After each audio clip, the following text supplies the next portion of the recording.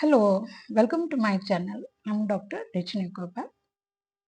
ഇന്ന് ഞാൻ നിങ്ങളോട് സംസാരിക്കാൻ ഉദ്ദേശിക്കുന്ന വിഷയം 50 വയസ്സിന് മുകളിലുള്ളവർ എന്തുകൊണ്ട് ഡിവോഴ്സിന് തയ്യാറാവുന്നു എന്നതിനെ കുറിച്ചിട്ടാണ്.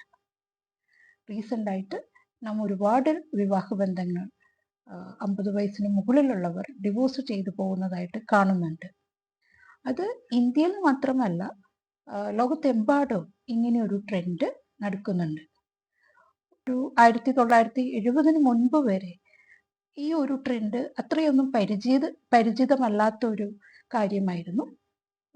മധ്യവയസ്കർ ഡിവോഴ്സ് ആവുക എന്ന് പറയുന്നത് അത്ര പരിചയമല്ലാത്തൊരു കാര്യമായിരുന്നു. പക്ഷെ അതിനുശേഷം മുന്നോട്ടുള്ള വർഷങ്ങളിലെല്ലാം അത് കൂടുതലായിട്ട് അതിൻ്റെ റേറ്റ് ഇൻക്രീസ് ചെയ്തുകൊണ്ടിരുന്നു. ഇങ്ങനെ ദീർഘകാലം ദാമ്പത്യം നയിക്കുകയും 50 വയസ്സിന് മുകളിൽ വന്ന ശേഷം ഡിവോഴ്സിന് പോവുകയും ചെയ്യുന്നതിനെയാണ് ഗ്രേ ഡിവോഴ്സ് എന്ന് പറയുന്നത്.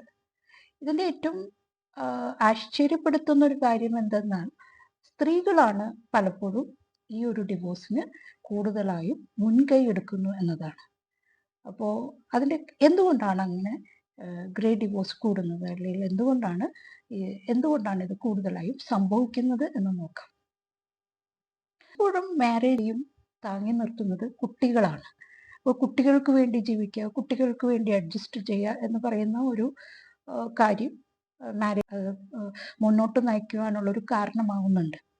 കുട്ടികൾ പ്രായപൂർത്തിയായി പഠിക്കാൻ വേണ്ടി പുറത്തു പോവുകയോ അല്ലെങ്കിൽ അവരുടെ സ്വന്തം കാലിലെല്ലാം നിൽക്കുന്ന ഒരു അവസ്ഥ വരുമ്പോൾ പിന്നെ പ്രത്യേകിച്ച് അവർക്ക് ഒരു ബോണ്ടിങ് ആയിട്ടുള്ള ഒരു എലമെന്റ് മിസ്സാവുന്നുണ്ട്.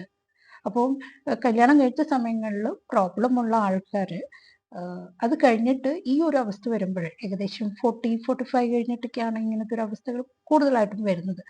അപ്പോൾ ജോയിനിങ് ആയിട്ടുള്ള ഒരു കാര്യം അവർക്ക് ഇല്ലാതാവും, ബോണ്ടിങ് ആയിട്ടുള്ള ഒരു കാര്യം ഉണ്ടാവുന്നില്ല. അപ്പോൾ രണ്ടുപേരും വീണ്ടും തനിച്ചാവുന്നൊരവസ്ഥ വരികയാണ്. ആ സമയത്ത് അവർക്ക് മാനസികമായിട്ട് ഒരു അകൽച്ച വരുന്നു. ഇതൊരു ഡിവോഴ്സിനുള്ളൊരു കാരണമാണ്. സെക്കൻഡ് എന്ന് പറഞ്ഞു കഴിഞ്ഞാൽ, ഒരുപാട് വർഷങ്ങൾ ജീവിച്ച് കഴിയുമ്പോൾ അതിനകത്തുനിന്ന് എക്സ്പെക്റ്റേഷൻസും എല്ലാം ഡിഫറെൻ്റ് ആവും. ഓരോ സമയത്തും അതിന് ഡിഫറൻസ് വരും. അപ്പോൾ പ്രത്യേകിച്ചൊരു എക്സ്പെക്റ്റേഷനോ അല്ലെങ്കിൽ പ്രത്യേകിച്ചൊരു ഫുൾഫിൽമെൻറ്റോ ഒന്നും ആവശ്യമില്ലാത്തൊരവസ്ഥയിലേക്ക്, ഒരു ഡ്രിഫ്റ്റിംഗ് അപ്പാർട്ട് എന്ന് പറയുന്നൊരു അവസ്ഥയിലേക്കും ചിലപ്പോൾ കപ്പിൾസ് എത്തപ്പെടാറുണ്ട്. ഇതും ഡിവോഴ്സിന് ഒരു ആവുന്നുണ്ട്. വേറൊന്ന് പറയുന്നത് ഇൻഫിഡിലിറ്റി, അതല്ലെങ്കിൽ എക്സ്ട്രാ മാരിറ്റൽ അഫെയർ വരുന്നത് കൊണ്ട് ഡിവോഴ്സ് സംഭവിക്കാം. പലപ്പോഴും 20 ഇയേഴ്സ് 30 ഇയേഴ്സ് ഒക്കെയുള്ള മാരേജിനകത്ത് ബിൽഡപ്പ് ചെയ്യുന്ന ഒരു ട്രസ്റ്റ് ഫാക്ടർ ഉണ്ട്. അപ്പോൾ തൻ്റെ പങ്കാളി എക്സ്ട്രാ മാരിറ്റൽ അഫെയറിലേക്ക് പോയി എന്ന് പറയുന്നത് പലപ്പോഴും മറ്റേ പങ്കാളിക്ക് ഉൾക്കൊള്ളാൻ കഴിയാത്ത ഒരു അവസ്ഥ വരും. തീർച്ചയായും അത് ആ ട്രസ്റ്റ് റിപ്പയർ ചെയ്യാൻ പറ്റാത്ത അത്ര മോശം അവസ്ഥയിലേക്ക് പോകാറുണ്ട്. പലപ്പോഴും സ്ത്രീകൾ ഭർത്താവിൻ്റെ ഒരു എക്സ്ട്രാ മാരിറ്റൽ അഫെയർ ഈ ഒരു സമയത്ത് കണ്ടെത്തി കഴിഞ്ഞാൽ വിവാഹബന്ധം വേർപെടുത്താനുള്ള തീരുമാനത്തിലേക്കായിരിക്കും കൂടുതലായിട്ട് എത്തപ്പെടുന്നത്. 40 വയസ്സായ ഒരു സ്ത്രീക്ക് ഒരുപാട് ഉൾക്കാഴ്ചകൾ ഉണ്ടാവാറുണ്ട്. ഒരുപാട് മെച്യൂരിറ്റി, ഇമോഷണൽ മെച്യൂരിറ്റി, അല്ലെങ്കിൽ ഒരുപാട് ജീവിതത്തെക്കുറിച്ചുള്ള ആഴത്തിലുള്ള കാഴ്ചകൾ ഉണ്ടാവാറുണ്ട്.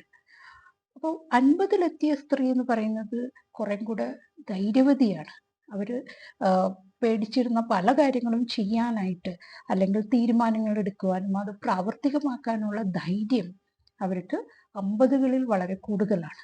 അപ്പോൾ അവർ 50 വർഷം ജീവിച്ചു, ഇനി പ്രത്യേകിച്ചൊന്നും അതിൽ നിന്ന് കിട്ടുന്ന ഒരു ലൈഫ് എക്സ്പീരിയൻസും എല്ലാം അതിന് കാരണമാകുന്നുണ്ട്. ഞാൻ ഒരുപാട് സ്ത്രീകളെ കണ്ടിട്ടുണ്ട്. ഇപ്പോൾ ഡൊമസ്റ്റിക് വയലൻസും അതുപോലുള്ള ഒരുപാട് ട്രോമാസിൽ കൂടെ ഒക്കെ കടന്നുപോയ സ്ത്രീകൾ, പ്രത്യേകിച്ച് 50 വയസ്സ് കഴിഞ്ഞുള്ള സ്ത്രീകളൊക്കെ പറയുന്നൊരു കാര്യം എന്ന് വെച്ചാൽ, എന്തിനാണ് ഞാൻ ഈ മാരേജിൽ നിൽക്കുന്നത്, എന്തിനാണ് എൻ്റെ ലൈഫ് മുഴുവൻ ഞാൻ വേസ്റ്റ് ചെയ്തത്, ഇത്രയും കാലം ഞാൻ കുട്ടികൾക്ക് വേണ്ടിയിട്ടും അങ്ങനെ പല കാരണങ്ങൾ കൊണ്ടും ഞാൻ സഹിച്ചു, ഇനി പ്രത്യേകിച്ചൊരു കാരണമൊന്നുമില്ല, അവരെല്ലാവരും സെറ്റിൽഡായി, ഇനി എനിക്ക് വേണ്ടി ജീവിക്കണം, ഇനി എൻ്റെ ജീവിതമാണ്, ഇനി ആ ഒരു തോന്നലിൽ നിന്നും പലപ്പോഴും സ്ത്രീകൾ അവരുടെ ദാമ്പത്യം വിട്ടെറിയാനുള്ള കാരണമായിട്ട് ചൂണ്ടിക്കാണിക്കാറുണ്ട്.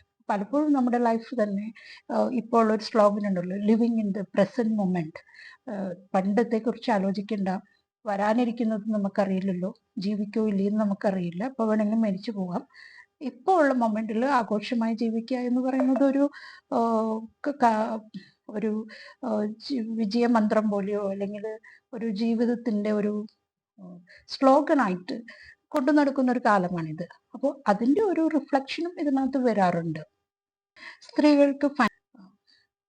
സ്ത്രീകൾക്ക് കൂടുതൽ ഫൈനാൻഷ്യൽ ഇൻഡിപെൻഡൻസ് വന്നതും സമൂഹത്തിൽ പൊതുവെ ഡിവോഴ്സായ സ്ത്രീകൾക്ക് നേരെയുള്ള കാഴ്ചപ്പാടുകൾ, നെഗറ്റീവായിട്ടുള്ള കാഴ്ചപ്പാടുകൾ കുറയുന്നതും ഈ ഒരു ട്രെൻഡ് വർദ്ധിക്കാനായിട്ട് കാരണമാകുന്നുണ്ട്. ഈ ട്രെൻഡ് ഇപ്പോൾ നടന്നുകൊണ്ടേയിരിക്കുകയാണ്. ഇതിൻ്റെ ഗ്രാഫ് ഇനിയും മുകളിലോട്ട് പോകുന്നോ ഇല്ലയോ എന്ന് നമുക്ക് കാത്തിരുന്ന് കാണാം.